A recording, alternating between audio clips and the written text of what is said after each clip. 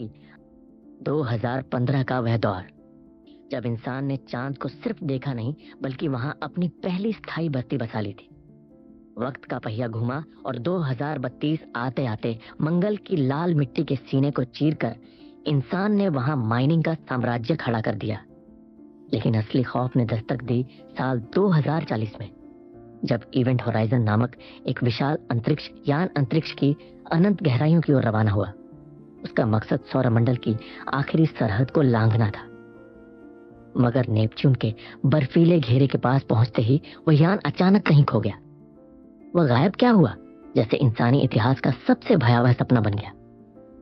ठीक 7 साल बाद वही इवेंट होराइजन दोबारा प्रकट हुआ, नेपच्यून की कक्षा में एक आवारा रूह की तरह भटकता हुआ। यान के भीतर मौत सा सन्नाटा पसरा था। हर चीज जीरो ग्रेविटी में बेजान होकर तैर रही थी, मानो वक्त वहां ठहर गया हो। कंट्रोल रूम के बीचों बीच एक इंसानी जिस्म हवा में लटका था, जिसके शरीर पर मौजूद रूह कंपा देने वाले जख्म चीख चीख कर कह रहे थे कि यहाँ जो कुछ भी घटा वह इस दुनिया का नहीं था। तभी डॉक्टर विलियम की आंखें फटी की फटी रह गईं। वह सब एक खौफनाक सपना था। पसीने से तरबतर विलियम अपने कमरे की ओर लौटे, जहां खिड़की के बाहर नीली धरती साफ नजर आ रही थी। वह फिलहाल पृथ्वी के चारों ओर चक्कर लगा रहे एक विशाल स्पेस स्टेशन पर सुरक्षित थे। जल्द ही लुइस एंड क्लार्क नाम का एक सर्च एंड रेस्क्यू यान एक टॉप सीक्रेट मिशन के लिए तैयार खड़ा था। यान के भीतर मौजूद स्मिथ और स्टार्क ने जब कैप्टन मिलर से नेपच्यून जाने की वजह पूछी, तो कैप्टन की आंखों में एक अजीब सी गंभीरता थी। उन्होंने बस इतना कहा, वहां किसी को हमारी सख्त जरूरत है। इस रहस्यमयी मिशन में डॉक्टर विलियम भी शामिल थे। जैसे ही जहाज अपनी सबसे खतरनाक जंप के लिए तैयार हुआ, पूरे क्रू को ग्रेव काउच पॉड्स में शरण लेनी पड़ी। अगले कुछ ही पलों में उनके शरीर पर इतना प्रचंड दबाव पड़ने वाला था जो हड्डियों को चकनाचूर करने के लिए काफी था, और ये पॉड्स ही उन्हें सुरक्षित नेपच्यून तक पहुंचाने का एकमात्र जरिया थे। देखते ही देखते लुइस एंड क्लार्क को अंतरिक्ष के सन्नाटे में तैरते हुए 56 दिन बीत गए। जहाज अब नेपच्यून के करीब पहुंच चुका था, लेकिन तभी यान के अंदर कुछ बेहद अजीब हुआ।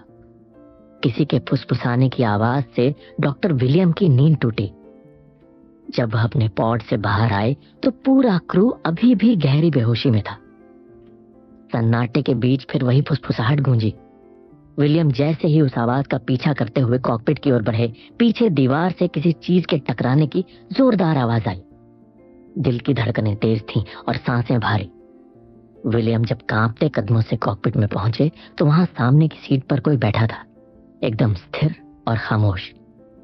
एक थरथराती हुई आवाज सुनाई दी, मुझे बहुत ठंड लग रही है। विलियम का दिल डूबने लगा। उन्होंने जैसे ही उस सीट को अपनी तरफ मोड़ा, सामने उनकी मृत पत्नी क्लेयर बैठी थी। अगले ही पल जब उसने अपनी आंखें खोली तो वहां सिर्फ खाली गड्ढे थे। उसकी आंखें गायब थी। विलियम की रूह कांप उठी, मगर अचानक उन्हें एक झटका लगा। वह अब भी अपने पॉड के भीतर थे। यह भी एक सपना था। पूरे क्रू ने घबराए हुए विलियम को संभाला, लेकिन विलियम समझ चुके थे कि ये महज दिमागी वहम नहीं थे। अंतरिक्ष की उस खामोशी में कुछ था जो उन्हें धीरे धीरे अपनी गिरफ्त में ले रहा था।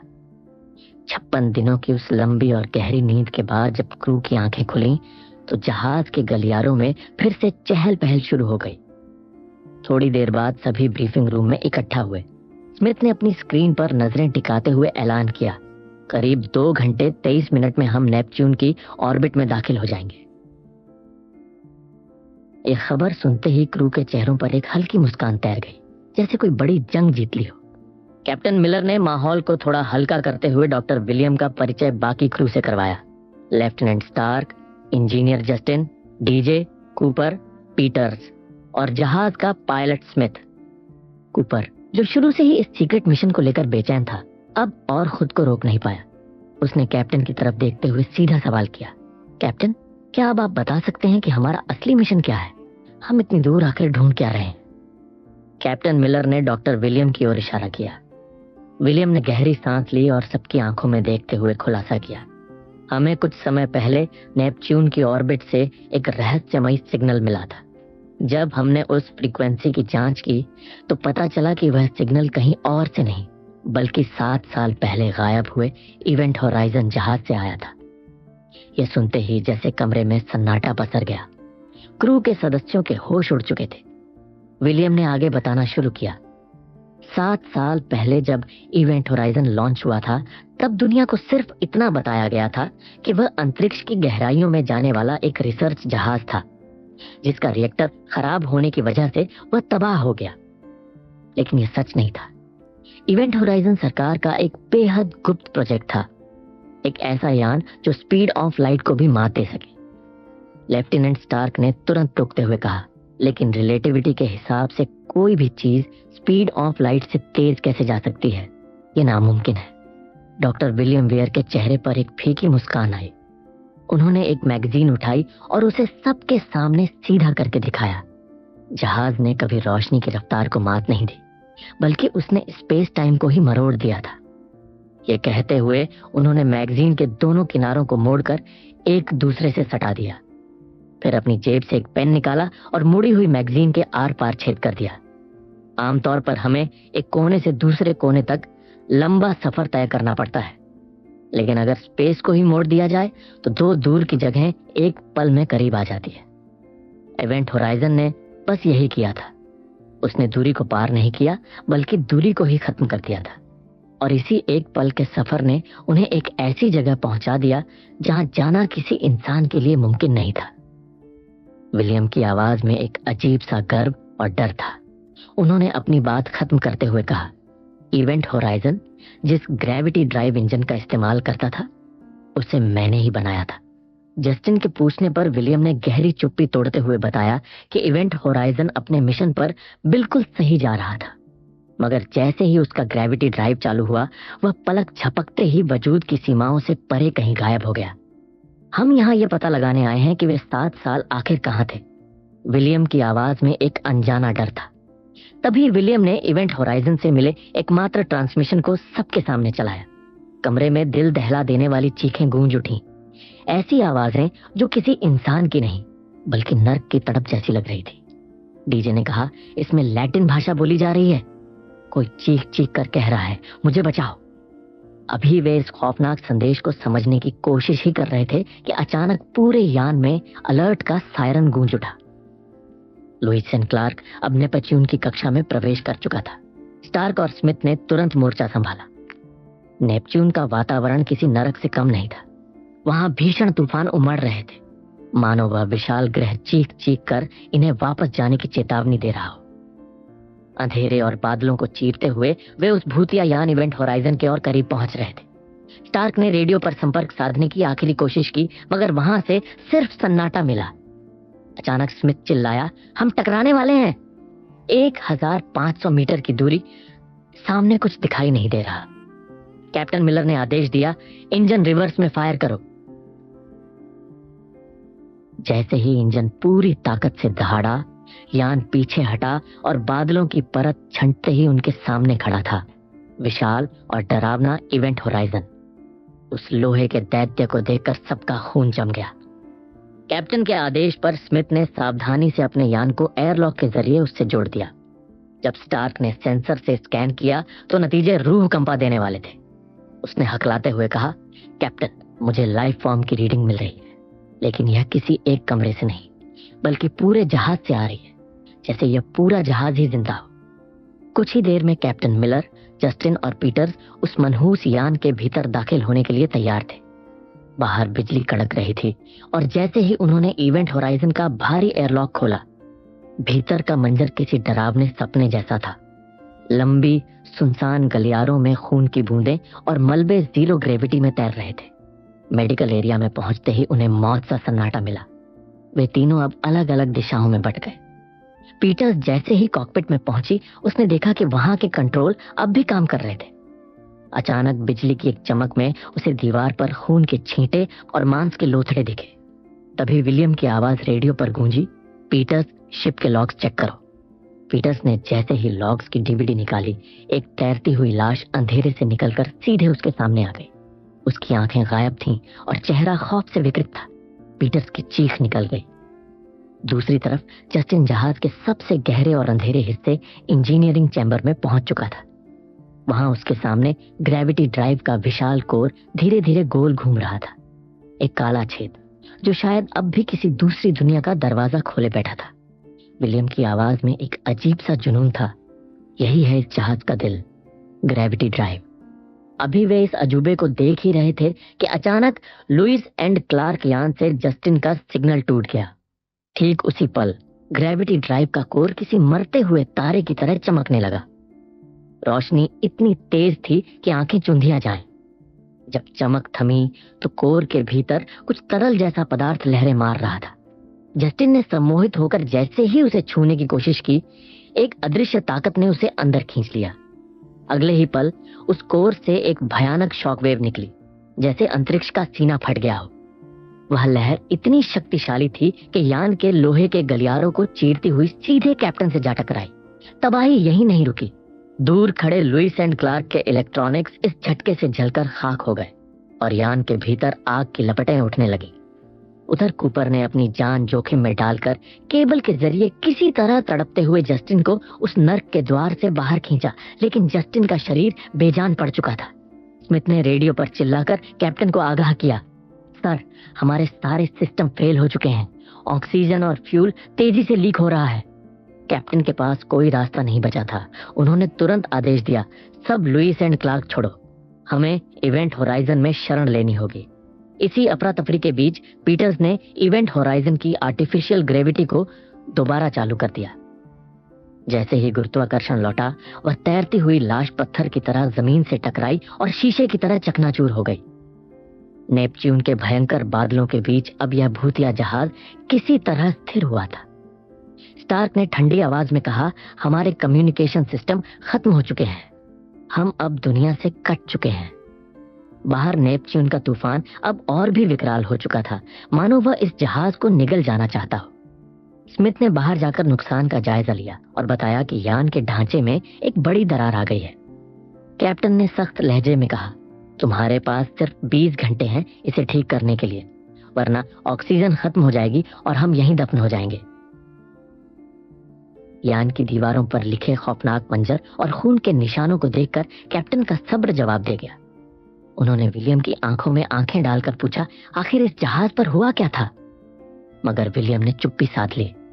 उनकी खामोशी बता रही थी कि कोई ऐसा राज है जिसे जुबान पर लाना भी मौत को दावत देना है। होश खो चुका जस्टिन अभी भी कोमा में था। न जाने उस काली गहराई में उसने क्या देखा था। कूपर ने जब बताया कि ग्रेविटी ड्राइव का कोर पत्थर नहीं बल्कि लिक्विड बन गया था, तो विलियम एक सनकी की तरह हंस पड़ा। यह फिजिक्स के नियमों के खिलाफ है कूपर, ऐसा नहीं हो सकता। दोनों के बीच बहस छिड़ गई। आखिरकार कैप्टन की गरजती आवाज ने सबको चुप करा दिया। उन्होंने सीधे विलियम से पूछा, उस कोर के भीतर क्या है, सच बताओ। विलियम सबको उस विशाल मशीन के पास ले गया और रहस्य से पर्दा उठाया। जब इस कोर के रिंग्स एक सीध में आते हैं तो ये एक आर्टिफिशियल ब्लैक होल पैदा करता है। ये मशीन अंतरिक्ष और समय को मोड़कर हमें ब्रह्मांड के किसी भी कोने में पलक झपकते ही पहुंचा सकती है। स्टार्क का चेहरा खौफ से सफेद पड़ गया। उसने कांपती आवाज में कहा, आपने एक यान के भीतर ब्लैक होल बनाने वाली मशीन खड़ी कर दी, ये जानते हुए भी कि ब्लैक होल ब्रह्मांड की सबसे विनाशकारी शक्ति है। कैप्टन ने बिना वक्त गंवाए स्टार्क को आदेश दिया, ग्रेविटी ड्राइव चैम्बर को अभी के अभी सील कर दो, यहां कोई नहीं भटकेगा।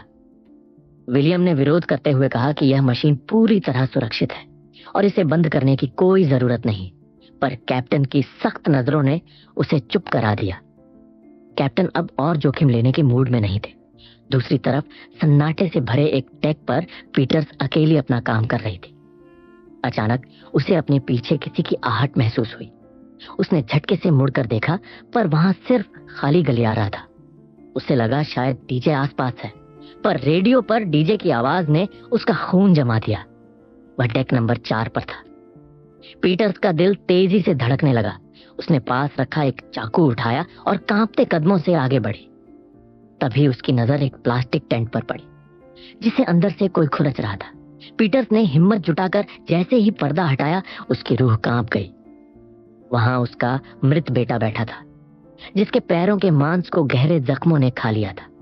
तभी डीजे वहां पहुंच गया और पलक झपकते ही वह भयावह दृश्य गायब हो गया। वह पीटर्स के दिमाग का एक खौफनाक छलावा था। पर यह तो बस उस बर्बादी की शुरुआत थी जिसका उन्होंने सपने में भी अंदाजा नहीं लगाया था। कुछ देर बाद जब पीटर्स ने इवेंट होराइजन के वीडियो लॉग्स को रिकवर किया तो स्क्रीन पर पुराना क्रू बेहद खुश नजर आ रहा था। उनके कैप्टन गर्व से बता रहे थे कि वे ग्रेविटी ड्राइव चालू करके प्रॉक्सिमा सेंटरी पहुंचने वाले हैं। लेकिन अगले ही पल स्क्रीन पर शोर छा गया और ऐसी चीखें गूंजी जो रोंगटे खड़े कर देने वाली थी। जैसे ही वीडियो बंद हुई, पूरे यान की पावर अचानक गिरने लगी। सब ग्रेविटी ड्राइव की ओर भागे। उधर कोमा में पड़े जस्टिन का शरीर अचानक बिजली के झटके की तरह कांपने लगा। डीजे उसे शांत करने के लिए इंजेक्शन देने ही वाला था कि जस्टिन ने बिजली की फुर्ती से उसका हाथ पकड़ लिया और उसकी फटी हुई आंखों से बस एक शब्द निकला, अंधेरा। उधर विलियम अकेले में पावर ग्रिड ठीक करने की कोशिश कर रहे थे कि तभी अचानक लाइट्स बुझने लगी। अंधेरे के साए में उन्हें अपनी मृत पत्नी क्लेयर का चेहरा दिखाई दिया। विलियम खौफ से पत्थर हो गए। बाहर कैप्टन मिलर उनका इंतजार कर रहे थे। तभी उनकी नजर ग्रेविटी ड्राइव के उस तरल पदार्थ पर पड़ी जिसमें अब खौफनाक बुलबुले उठ रहे थे।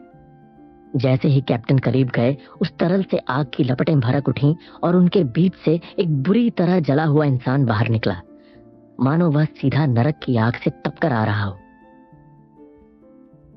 अब सब साफ हो चुका था। इस यान में कुछ ऐसा था जो इंसानी समझ और विज्ञान की हदों से कोसों दूर था। जब पूरा क्रू एक जगह इकट्ठा हुआ तो पीटर्स ने कांपती आवाज में अपने बेटे को देखने की बात बताई। कैप्टन ने भी बताया कि जब वह चलता हुआ साया बाहर आया तो मैंने उसकी गर्मी महसूस की थी। ये कोई वहम नहीं है। स्मिथ गुस्से और डर के मारे चिल्ला उठा, ये यान मनहूस है, हमें यहाँ से निकलना होगा। इस बात पर उसकी विलियम से तीखी बहस होने लगी। लेकिन तभी कुछ ऐसा हुआ जिसने सबके होश उड़ा दिए। डीजे ने अचानक चाकू स्मिथ के गले पर टिका दिया। सबकी सांसें थम गई। डीजे की आंखों में एक अजीब सा खालीपन था, जैसे उसका शरीर उसका अपना न होकर किसी और की कठपुतली बन गया हो। कैप्टन मिलर ने किसी तरह माहौल को संभाला और सबको अपने अपने मोर्चे पर लौटने का सख्त आदेश दिया। लेकिन स्टार्क के चेहरे का खौफ कम नहीं हुआ था। उसने कैप्टन को एक कोने में ले जाकर फुसफुसाते हुए कहा, कैप्टन, मैंने इस यान का फिर से स्कैन किया है और जो सच सामने आया है वह रूह कपा देने वाला है। ये जहाज अब सिर्फ मशीनों का ढेर नहीं रह गया है, ये हम पर रिएक्ट कर रहा है, बिल्कुल एक इम्यून सिस्टम की तरह। जैसे एक जिंदा शरीर को किसी खतरे का एहसास होता है, वैसे ही यह जहाज हमें महसूस कर रहा है। स्टार्क की आवाज कांप रही थी। इवेंट होराइजन 7 साल पहले जहां भी गया था, वहां से अपने साथ कोई अनजान और काली शक्ति ले आया है। वह ताकत हमें देख रही है, हमें पढ़ रही है और हमारे सबसे गहरे डरों को हमारे ही खिलाफ हथियार बना रही है। यह जहाज अब महज एक जरिया नहीं है, यह जिंदा है। दूसरी तरफ पीटर्स जस्टिन की देखरेख कर रही थी। उसने महज कुछ सेकंड के लिए अपनी नजरें हटाई थी, लेकिन जब उसने पलटकर देखा तो जस्टिन का बिस्तर खाली था। ठीक उसी पल बायोहजार्ड चैम्बर से एक ऐसी चीख गूंजी जिसने यान की दीवारों को कंपा दिया। पीटर्स बदहवास होकर दूसरों की तरफ भागी, लेकिन अचानक चारों तरफ से लोहे की मोटी दीवारों पर किसी अदृश्य चीज के प्रहार होने लगे, जैसे कोई दानव बाहर से अंदर आने के लिए बेताब हो। डॉक्टर विलियम यह सब चुपचाप बैठा देख रहे थे। उनके चेहरे पर एक डरावना सन्नाटा था। अचानक वे उठे और पागलों की तरह दरवाजा खोलने लगे, जिसे स्टार्क ने बड़ी मुश्किल से रोका। तभी पूरे यान में एयरलॉक खुलने का सायरन गूंज उठा। पीटर्स के मन में जस्टिन का ख्याल आया। वह भागती हुई एयरलॉक की ओर पहुंची, लेकिन बहुत देर हो चुकी थी। जस्टिन वहां खड़ा था। उसकी आंखों में एक रूहानी सन्नाटा था। स्टार्क ने तुरंत कैप्टन मिलर को खबर दी, जो उस वक्त यान के बाहर कूपर के साथ मरम्मत कर रहे थे। कैप्टन अपनी जान की परवाह किए बिना तेजी से अंदर की ओर बढ़े। अंदर जस्टिन ने पीटर्स की तरफ देखा और एक भारी बेजान आवाज में कहा, वे तुम्हें कुछ ऐसा दिखाते हैं जो कल्पना से परे भयानक है। और बार बार दोहरा रहा था, अगर तुम वह देख लेती जो मैंने देखा है तो शायद तुम भी यही करती। इतना कहकर उसने एयरलॉक का बटन दबा दिया। सिर्फ 30 सेकंड बाद वह खुले अंतरिक्ष की गहराइयों में फेंकने वाला था। लेकिन आखिरी लम्हों में जैसे उसे होश आया, वह घबराकर दरवाजा पीटने लगा, मगर अंदर से सिस्टम लॉक हो चुका था। जैसे ही एयरलॉक खुला और जस्टिन अंतरिक्ष के सन्नाटे में खींचने लगा, बाहर मौजूद कैप्टन ने फुर्ती दिखाते हुए उसे पकड़ लिया और वापस अंदर सुरक्षित खींच लाए। अब कैप्टन का सब्र जवाब दे चुका था। उन्हें डॉक्टर विलियम पर गहरा शक होने लगा था। उन्होंने गुस्से से विलियम की तरफ देखा और चिल्लाते हुए पूछा, आखिर ये इवेंट होराइजन पिछले 7 सालों से था कहाँ? मगर विलियम के पास सिर्फ एक पथराई हुई चुप्पी थी। कुछ समय बाद जब कैप्टन एक अंधेरे और संकरे कॉरिडोर से गुजर रहे थे, तभी सन्नाटे को चीरती हुई एक दर्द भरी पुकार सुनाई दी। किसी ने उनका नाम पुकारा था। कैप्टन ने जैसे ही खुद को संभालने के लिए अपना सिर दीवार से टिकाया, उन्हें एक विजन दिखा। रक्त, चीखें और तड़पती रूहें। कांपते हुए कैप्टन ने डीजे को बताया कि उन्हें अपने एक पुराने साथी की आवाज सुनाई दी है जो मर चुका था। डीजे ने एक और भयानक सच से पर्दा उठाया। उसने बताया कि उस पुराने ट्रांसमिशन के ट्रांसलेशन में उससे बड़ी गलती हुई थी। कैप्टन, उस आवाज ने हमें बचाओ नहीं कहा था। उसने लैटिन में कहा था, अपने आप को बचाओ नरक से। डीजे की आवाज कांप रही थी। मुझे लगता है इवेंट होराइजन ने हमारे ब्रह्मांड की सरहदें लांघ दी थी। यह यान ऐसी जगह से लौटा है जहां किसी भी इंसान को कभी नहीं जाना चाहिए था। तभी रेडियो पर कूपर की आवाज आई। उसने राहत की खबर दी कि लुइस एंड क्लार्क की मरम्मत हो गई है। कैप्टन ने तुरंत डिप्रेशराइज करने का आदेश दिया, लेकिन खतरा अभी टला नहीं था। यान के ढांचे में अब भी एक बारीक लीक बाकी थी। पीटर्स और स्टार्क ने जब यान के क्रू का आखिरी वीडियो फुटेज रिकवर किया तो स्क्रीन पर जो दिखा उसे देखकर उनकी रगों में खून जम गया। वीडियो में इवेंट होराइजन का क्रू पूरी तरह पागल हो चुका था। वह कोई वैज्ञानिक अभियान नहीं, बल्कि एक कसाईखाना बन चुका था, जहां लोग एक दूसरे के मांस को नोच रहे थे। कोई अपनी ही आंखें उंगलियों से बाहर निकाल रहा था। कैप्टन ने गरजते हुए कहा, अब बहुत हुआ। इस मनहूस यान को यहाँ छोड़कर हमें अभी निकलना होगा। लेकिन डॉक्टर विलियम ने कैप्टन का रास्ता रोकते हुए कहा, हम नहीं जा सकते। हमें स्पेशल ऑर्डर्स मिले हैं इस यान को सुरक्षित वापस ले जाने के। कैप्टन ने कहा, भाड़ में गए तुम्हारे ऑर्डर्स। एक बार हम अपने यान लुइस एंड क्लार्क से सुरक्षित दूरी पर पहुंच जाएं, तो मैं मिसाइलों से इस पूरे इवेंट होराइजन को राख में मिला दूंगा। विलियम के होठों पर एक शैतानी मुस्कान उभरी। उसने धीमी आवाज में कहा, तुम कितनी भी कोशिश कर लो, ये यान तुम्हें अब यहाँ से जाने नहीं देगा। दूसरी तरफ पीटर्स बदहवास होकर अपना सामान समेट रही थी कि तभी उसे ग्रेविटी ड्राइव चैम्बर की ओर से एक आहट सुनाई दी। उसे लगा उसका बेटा फिर से उसे पुकार रहा है। वह ममता के अंधे पागलपन में उसके पीछे भागी, लेकिन जैसे ही उसने अगला कदम बढ़ाया, वहां फर्श नहीं बल्कि एक गहरी खाई थी। पीटर्स कई मंजिल नीचे जा गिरी।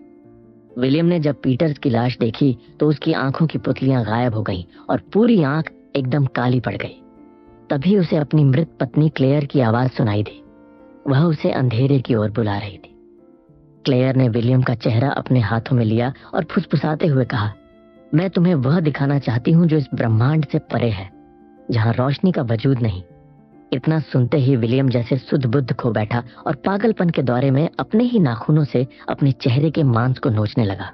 उधर स्मिथ लुइस एंड क्लार्क यान के भीतर आखिरी तैयारियों में जुटा था कि तभी उसने विलियम को वहां देखा। वह कुछ बोल नहीं रहा था। स्मिथ को खतरे की महक आ गई।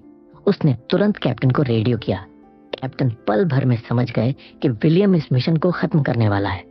उन्होंने चिल्लाकर कहा, स्मिथ वहां से बाहर निकलो, वो यान उड़ाने वाला है। लेकिन इससे पहले कि स्मिथ हिल पाता, एक जोरदार धमाके ने पूरे लुइस एंड क्लार्क को चिथड़ों में उड़ा दिया। धमाके की लहर इतनी तेज थी कि बाहर काम कर रहा कूपर मलबे के साथ अंतरिक्ष की अनंत गहराई में बहने लगा। उसने अपनी पूरी ताकत झोंकी और सूट के थ्रस्टर्स का इस्तेमाल करके खुद को वापस इवेंट होराइजन की ओर मोड़ने में कामयाब रहा। यान के भीतर डीजे सारा सामान समेटकर भागने ही वाला था कि अचानक विलियम के हाथ निकले और डीजे की गर्दन दबोच ली। विलियम ने बिना किसी रहम के एक सर्जिकल ब्लेड से डीजे के जीवित शरीर पर चीरा लगाना शुरू किया। डीजे की तड़प उस सन्नाटे को चीर रही थी, लेकिन इवेंट होराइजन का वह दैत्य अब पूरी तरह जाग चुका था। कैप्टन मिलर अब समझ चुके थे कि विलियम एक एक करके सबको खत्म कर रहा है। उन्होंने अपनी बंदूक निकाली और उस दरिंदे की तलाश में यान के गलियारों में उतर गए। तभी उन्हें स्टार्क फर्श पर बेसुध पड़ी मिली। कैप्टन उसे लेकर वहां से निकलने ही वाले थे कि अचानक सामने विलियम बैठा दिखा। विलियम ने एक भारी रूहानी आवाज में कहा, जहां हम जाने वाले हैं वहां देखने के लिए आंखों की जरूरत नहीं पड़ती। विलियम ने आगे बताया, मैंने इवेंट होराइजन को दूसरी दुनियाओं तक पहुंचने के लिए बनाया था, लेकिन यह बहुत दूर निकल गया। इसने हमारे ब्रह्मांड के सीने में छेद कर दिया है, एक ऐसे डायमेंशन का दरवाजा खोल दिया है जहां सिर्फ तबाही, अनंत दर्द है। जब यह जहाज गया था तो सिर्फ लोहे का ढांचा था, लेकिन जब वहां से लौटा तो यह खुद जीवित हो गया। इतना कहकर उसने उस नर्क के आयाम में वापस जाने के लिए ग्रेविटी ड्राइव को फिर से सक्रिय कर दिया। तभी बाहर अंतरिक्ष में भटक रहा कूपर किसी तरह यान की खिड़की तक पहुंच गया। उसे देखते ही विलियम ने उस पर हमला कर दिया। कॉकपिट का शीशा चकनाचूर हो गया। दबाव के भारी अंतर के कारण विलियम का शरीर तिनके की तरह अंतरिक्ष के अंधेरे में खींच गया। कैप्टन मिलर ने मौके का फायदा उठाया और किसी तरह स्टार्क को बचाकर कॉकपिट से बाहर निकाल लाए। तभी कूपर भी मौत को चकमा देकर वापस इवेंट होराइजन के भीतर दाखिल हो गया। ग्रेविटी ड्राइव पूरी तरह सक्रिय होने में अब केवल 6 मिनट बचे थे। कैप्टन ने एक आखिरी और आत्मघाती योजना बनाई। उन्होंने कहा, जिस हिस्से में ग्रेविटी ड्राइव है हमें उसे धमाका करके मुख्य यान से अलग करना होगा। इतना कहकर कैप्टन ने पागलों की तरह कॉरिडोर में बम लगाने शुरू कर दिए। दूसरी तरफ कूपर इमरजेंसी बीकन चालू करने की कोशिश कर रहा था कि तभी अचानक दीवारों और छतों से खून का सैलाब उमड़ पड़ा।